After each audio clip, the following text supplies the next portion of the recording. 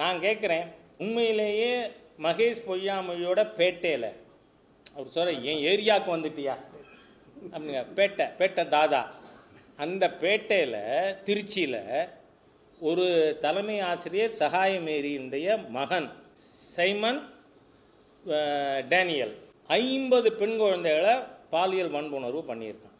உங்கள் பேட்டை, உங்கள் திருச்சி, அதுக்கு எதிராக திரு மகேஷ் பொய்யாமொழிகிட்டேருந்து அறிக்கை வந்ததா? இது என்ன பெரிய தப்பு?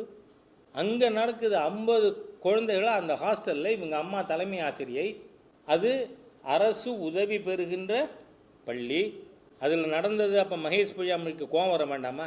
வராது. இவங்களுக்கு பெண் விடுதலையிலையும் நம்பிக்கை கிடையாது. ஏமாற்று பேர் வழிகள். இதில் பெண்கள் பாதுகாப்பு பற்றியும் திமுக காரனுக்கு எப்படி, நீங்கள் போலீஸ் ஆஃபீஸரே இடுப்பு கடுற கூட்டம். அதனால் அதுகள் அப்படித்தான் இருக்கும். I understand. அது உங்கள் மூலமாக மக்களுக்கு தெரியணுங்க.